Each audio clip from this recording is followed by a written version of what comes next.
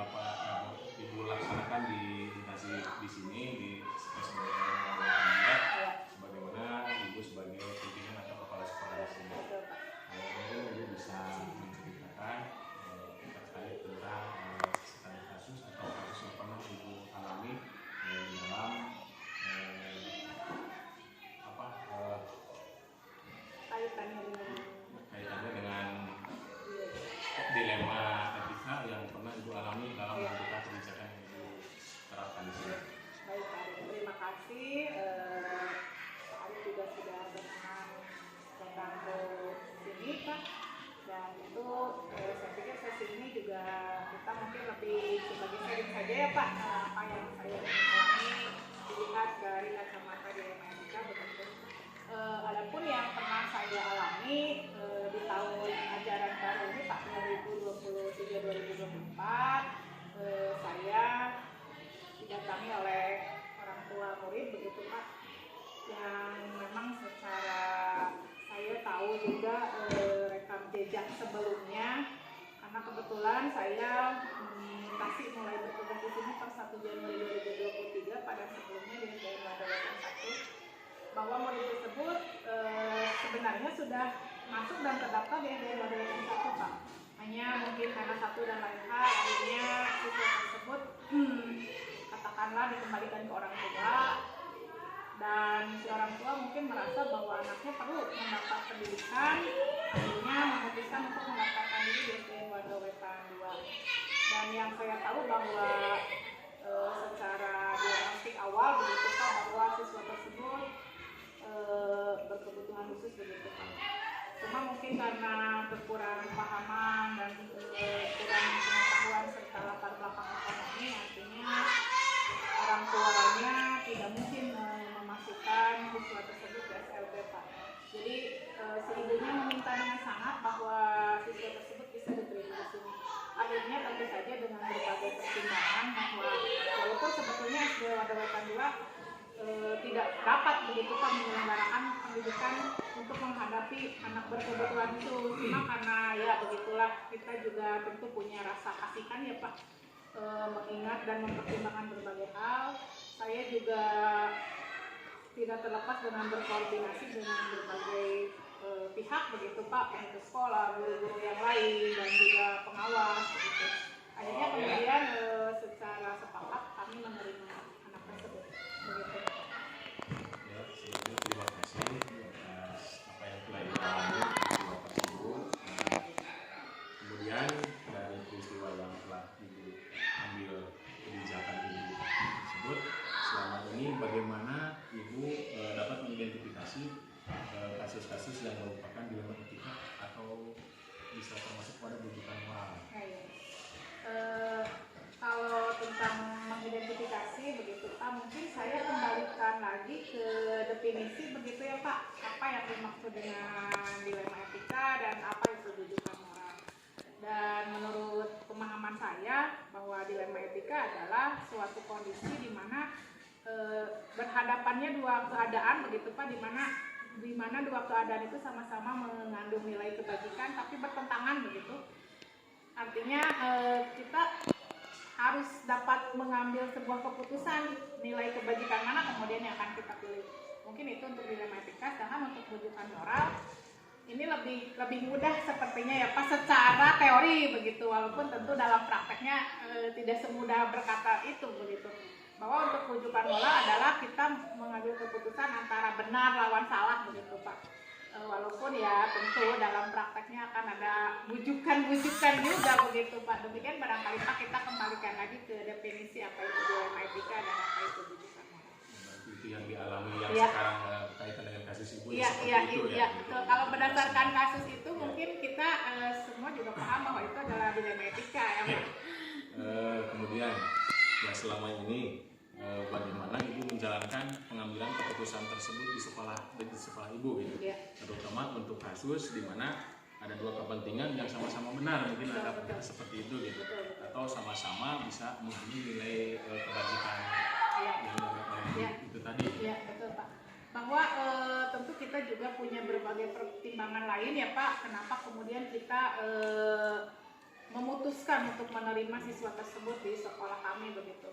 Karena ini mungkin sebagai bentuk rasa kepedulian kita ya Pak, sebagai rasa kepedulian kita bahwa ternyata saya juga mengenal adanya 3 prinsip berpikir itu ya Pak untuk mendukung kemudian apa keputusan yang akan kita ambil, bahwa betul bahwa kami semua tentu juga merasa peduli dengan anak tersebut. Selanjutnya juga kami semua sepakat bahwa mungkin siswa tersebut hanya permasalahannya itu hanya suka kehilangan kendali atas emosinya begitu Pak.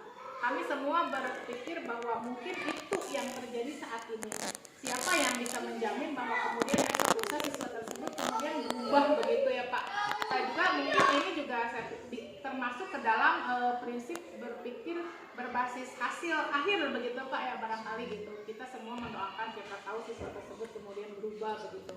Dan karena kalau kita berbicara peraturan ya Pak, jelas bahwa sekolah saya SDN Wadowetan 2 tidak bisa menyelenggarakan pendidikan semacam itu karena saya tidak mempunyai guru yang memiliki pendidikan khusus untuk menghadapi siswa semacam itu. Tapi kemudian kembali lagi ke rasa kasihan kita barangkali sebagai sesama manusia, sebagai seorang ibu tentu saja saya juga bahwa seandainya memiliki anak yang istimewa begitu tentu kita pun akan berharap mendapatkan perlakuan seperti itu. Demikian barangkali Pak. Baik, berarti yang telah dipaparkan, ya. Kemudian ada langkah-langkah atau prosedur seperti apa itu yang bisa Ibu lakukan selama ini ya. Sisi. Ya. Yang tidak pernah saya abaikan begitu Pak dalam mengambil keputusan, yang pertama adalah selalu berkomunikasi Pak, berkoordinasi, berkolaborasi dengan berbagai pihak yang dalam hal ini tentu stakeholder terkait, apakah itu rekan kerja saya, guru-guru atau juga trimitra pendidikan barangkali ya Pak, apakah itu atasan saya juga pengawas, tentu saya tidak akan mengabaikan itu. Saya akan selalu berkoordinasi, meminta saran pendapat dari kacamata mereka, begitu ketua kelompok kerja kepala sekolah kah, Pak ketua PGRI juga kah, begitu. Atau juga mungkin ketika hubungannya dengan masyarakat, saya akan melibatkan komite sekolah Pak dalam hal ini, bagaimana kemudian pertimbangan beliau begitu ketika saya dihadapkan pada kasus seperti ini. Dan itu ketika hubungannya dengan pihak lain ya Pak. Kemudian untuk hubungannya dengan diri saya sendiri, tentu saya akan memakai berbagai pertimbangan begitu Pak. Apakah yang saya lakukan ini melanggar hukum? Saya juga kan tidak mau ya Pak, saya mengambil keputusan berorientasi kepada kebaikan orang lain, tapi misalkan saya ternyata melanggar hukum begitu. Atau bagaimana seandainya kasus ini kemudian terpublikasi begitu Pak, saya juga tentu harus mempersiapkan diri untuk itu begitu Pak. Dan pada akhirnya pertimbangan saya adalah apa kemudian keputusan ini berpihak pada mereka begitu Pak, apakah mencerminkan kebijakan saya begitu, dan mungkin pada akhirnya apapun keputusan yang saya ambil tentu saya harus bertanggung jawab penuh atas keputusan tersebut. Terhadap keputusan itu tadi, hal-hal apa saja yang selama ini Ibu anggap itu efektif itu dalam pengambilan keputusan pada kasus dirinya tadi? Hal-hal yang efektif menurut saya itu adalah selalu ya Pak berkomunikasi, berkoordinasi, kemudian dengan berbagai pihak begitu. Dan juga pada akhirnya adalah nilai kebajikan mana begitu ya Pak yang akan kita pilih begitu ya, karena dalam dilema etika ini tidak ada benar salah ya Pak, tapi justru benar lawan benar begitu. Cuma mungkin ya itu kembali lagi ke nilai kebajikan mana kemudian yang akan kita pilih begitu ya. Mungkin kita akan berbicaranya tentang paradigma itu ya Pak, paradigma berpikir itu ketika kita dihadapkan pada kenyataannya begitu. Kemudian ini hal-hal apa saja nih selama ini merupakan tantangan dalam pengambilan keputusan atau pada kasus dilema etika tadi? Ya. Kalau tantangan yang pertama mungkin mungkin apalagi saya sebagai seorang wanita ya Pak, perasaan Pak itu selalu mendominasi begitu Pak, selalu mendominasi gitu perasaan. Tapi tentu saya juga berpikir bahwa jangan sampai perasaan ini mengalahkan logika saya begitu ya Pak. Atau juga ada unsur ya tentu ya Pak, kalau berkata tentang jabatan saya yang sekarang, ada juga hal-hal yang sifatnya senioritas begitu ya Pak. Ada beberapa rekan kerja yang secara usia dan jabatan ada di atas saya gitu. Dan tapi tidak mengesampingkan itu, saya selalu kemudian meminta pendapat mereka begitu, dengan tidak merasa bahwa ini adalah hak prerogatif saya, tidak selalu merasa seperti itu begitu Pak, betul. Dan pada akhirnya tantangan terbesar itu adalah bagaimana menjalin sebuah komunikasi yang efektif dengan orang tua begitu Pak. Karena seperti yang kita ketahui bersama bahwa sekolah saya mungkin juga sekolah Arif ya, kita berada di tengah-tengah lingkungan masyarakat yang asusian begitu ya Pak, kita menyebutnya, artinya secara pemahaman mereka juga tentu membutuhkan tenaga ekstra untuk memberikan pemahaman kepada mereka tentang apa yang kita putuskan, apa yang menjadi kebijakan sekolah. Kemudian kalau dari langkah itu tadi ya, itu apakah ada memiliki sebuah tata kelola atau jadwal tertentu dalam sebuah penyelesaian kasus di lembaga kita tadi, atau apakah ibu langsung menyelesaikan di tempat gitu, atau memiliki sebuah jadwal untuk menyelesaikannya dalam bentuk prosedur, atau itu seperti apa gitu ibu menjalankan dari lembaga kita tadi? Baik Pak, kalau jadwal khusus mungkin tidak ada ya Pak. Saya tidak menjadwalkan khusus karena kita juga tidak tahu apakah kita akan menghadapi kasus seperti apa. Jadi saya pikir itu sifatnya situasional saja begitu Pak, menyesuaikan begitu, bahwa tergantung juga untuk kasus yang dihadapinya ini apakah kemudian memerlukan penanganan yang segera begitu ya Pak. Artinya saya juga tidak ingin terkesan terburu-buru sehingga kemudian pada akhirnya saya menyesali keputusan yang saya buat. Seandainya hal ini, kasus ini bisa katakanlah berbeda begitu ya Pak, misalkan seminggu begitu. Tapi tentu ketika saya sudah mendapatkan keputusan yang saya rasa tepat, belum menginjak 1 minggu juga mungkin saya akan kemudian memutuskan hal tersebut Pak. Tidak terlepas sekali lagi ketika adalah tetap setidaknya dalam pemantauan. Betul Pak. Semata-mata diterima saja. Iya. Betul. Apa ini benar betul perubahan Pak, karakter atau psikologi. Betul Pak. Jadi tentu kita juga harus selalu melakukan refleksi dan evaluasi begitu ya Pak atas keputusan yang sudah kita buat. Ya. Terus adakah seseorang gitu atau faktor apa yang selama ini mempermudah gitu atau membantu ibu di dalam mengambil keputusan dalam kasus dengan kita tadi? Iya betul Pak. Kalau untuk seseorang banyak sekali ya Pak, banyak sekali. Iya banyak orang begitu. Entah itu rekan-rekan guru di sekolah saya atau juga semisal rekan kerja seperti Pak Arif ya, atau rekan yang lain yang mungkin katakanlah mengalami kasus yang serupa begitu ya Pak. Saya mungkin akan meminta saran dan pendapat sebagai bahan perbandingan untuk sharing begitu Pak. Tapi tidak serta-merta kemudian akan saya jadikan keputusan gitu. Atau juga stakeholder lain Pak, semisal pengawas sekolah, kemudian lagi-lagi ketua K3S, ketua PGRI, jika mungkin ini hubungannya dengan sesama guru begitu ya Pak. Dan untuk hal-hal lain ada juga banyak Pak yang membantu saya hingga kemudian memberanikan diri saya untuk mengambil keputusan, entah itu paradigma dilema etika itu, atau misalkan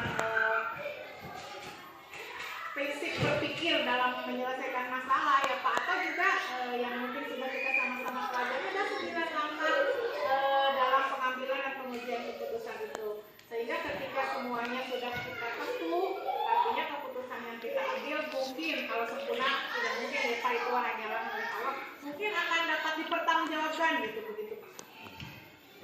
Dari semua hal yang telah Ibu sampaikan, ini pembelajaran apa yang dapat Ibu petik dari pengalaman Ibu dalam mengambil keputusan di dalam itu? Iya. Pembelajaran yang dapat saya petik adalah sejauh mana kemudian kita mampu memilih ya Pak nilai kebajikan ya, karena dalam dilema etika tidak ada benar lawan salah, tapi benar lawan benar, artinya apapun yang kita putuskan artinya benar. Cuma kemudian sejauh mana kita bisa mempertanggungjawabkan keputusan yang kita ambil, dan keputusan yang kita ambil itu idealnya adalah berpihak pada murid, begitu Pak, mencerminkan kebijaksanaan kita sebagai pimpinan, betul Pak. Dan yang akhirnya adalah keputusan yang dapat dipertanggungjawabkan.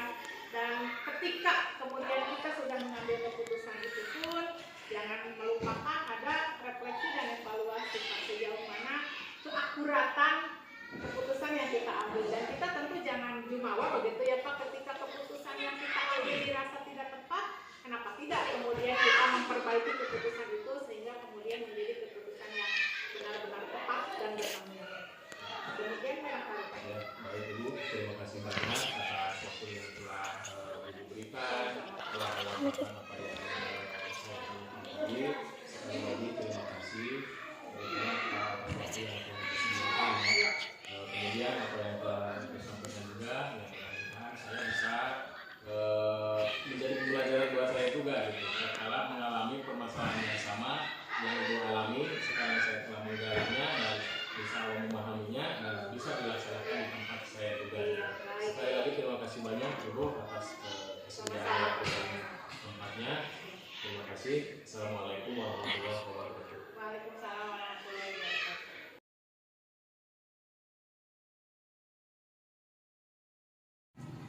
Assalamualaikum warahmatullahi wabarakatuh. Waalaikumsalam. Ya, Pak, selamat pagi. Kabarnya Pak, alhamdulillah gimana hari ini? Keadaan seperti ini. Sibuk, Pak. Sibuknya dengan nuansa pemiluan. Iya. Mohon maaf Pak ya, mungkin mengganggu waktunya. Tentu ini juga saya untuk mencoba sebagai dari tugas saya wawancara Bapak sebagai pimpinan atau kepala sekolah di SDN Siliwangi 1. Yang ingin saya tanyakan Pak, terkait dengan ada apa istilahnya pengambilan keputusan yang pernah Bapak alami atau yang Bapak ambil, mungkin ada kejadian dilema untuk pengambilan keputusan. Barangkali Bapak akan menjelaskan salah satu saja dari sekian banyak, barangkali hanya satu yang bisa Bapak sampaikan kepada saya. Selanjutnya saya perdalam terkait masalah yang Bapak sampaikan nanti. Ya, terima kasih Pak Arif ya. Sebagai TGP mungkin ya prosesnya seperti ini, dan dalam satu hal tentu di dalam kehidupan kita, terutama dalam tugas kita, itu tidak terlepas dari sebuah permasalahan, suatu permasalahan yang dihadapi oleh kita, baik di lingkungan sekolah itu sendiri maupun di luar sekolah, yang berkaitan dengan guru ataupun yang berkaitan dengan siswa, gitu kan. Nah, jadi dalam hal ini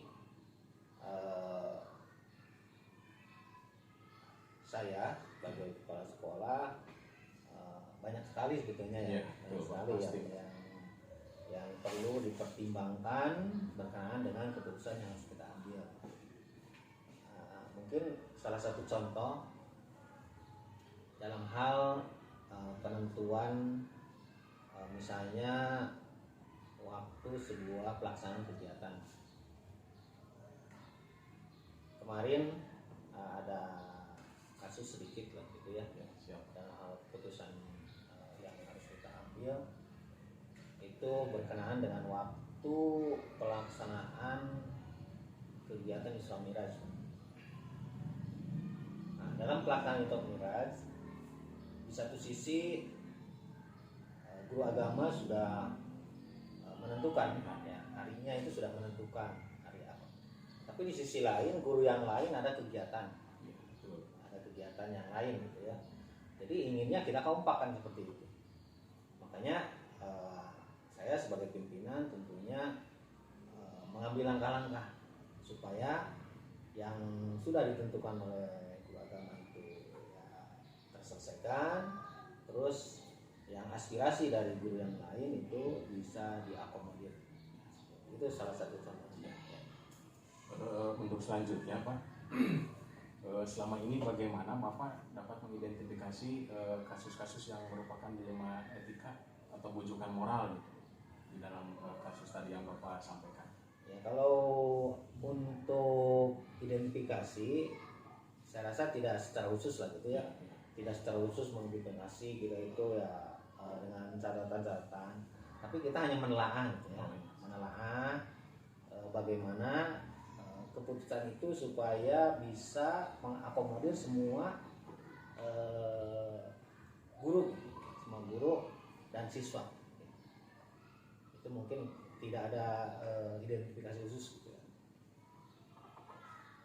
Baik Pak, selama ini bagaimana Bapak menjalankan pengambilan keputusan ya, terutama di sekolah di sini ya, terutama untuk kasus-kasus yang dimana ada dua kepentingan yang sama-sama benar atau bisa jadi sama-sama antara benar dan salah gitu ya, dan atau sama-sama mengandung nilai-nilai kebajikan yang Bapak ambil keputusan tersebut. Saya setelah mendengar dari semua guru gitu ya, saya ambil minta pendapat dari semua guru tersebut. Ini bagaimana baiknya guru A menyampaikan seperti ini, guru B seperti ini, dan saya menarik kesimpulan gitu Pak ya, menarik kesimpulan sehingga dalam hal keputusan saya berarti dapat diterima oleh guru-guru tersebut gitu. Nah, contohnya kasus yang kemarin yang saya lakukan itu sebetulnya tidak tidak kita diskusi bareng gitu ya, tapi bisa melalui media sosial gitu ya, WA gitu ya, ini gimana menurut ini. Nah, jadi saya mengakomodir semuanya dalam hal kegiatan tersebut. Akhirnya setelah dipertimbangkan dengan matang dan ada usulan yang bisa mengakomodir, jadi saya sebagai kepala sekolah hanya istilahnya bukan keputusan kepala sekolah ya, jadi keputusan bersama. Selanjutnya Pak, ya, sebagaimana Bapak telah tadi sampaikan, itu kan langkah-langkah atau prosedur seperti apa yang bisa Bapak lakukan selama ini? Kalau langkah-langkahnya ya, kalau prosedural itu mungkin ya kita itu tergantung kitanya ya, kalau prosedural. Tapi kalau langkah-langkah yang saya lakukan, itu pertama ya kita berbicara dengan guru agama terutama yang akan menyelenggarakan kegiatan tersebut. Saya tanyakan bagaimana kegiatannya, Pak seperti ini jawabannya gitu. Nah, kemudian nanti guru yang lain saya juga tanya lagi bagaimana ini kegiatan ini baik dan buruknya. Nah, terus bagaimana ini masalah waktu. Akhirnya kan ke masalah waktu gitu ya. Akhirnya waktu itu setelah menanyakan kepada semua guru, kebetulan Siliwangi 1 ini agak banyak juga ya, 15 orang, sehingga ya perlu kita identifikasi semua gitu, sehingga semua bisa oke. Kaitan dengan hal-hal apa saja Pak yang selama ini Bapak anggap efektif gitu dalam pengambilan keputusan pada kasus dilema etika tadi? Yang lebih efektif saya rasa kita itu bisa kumpul bareng ya, itu yang efektifnya itu ya. Jadi kita bisa duduk bersama sehingga tidak ada istilahnya yang disembunyikan gitu ya, baik dari raut wajah gitu ya. Kalau bertemu itu kan ya, kita saling senyum apalah gitu ya, bisa seperti itu Pak.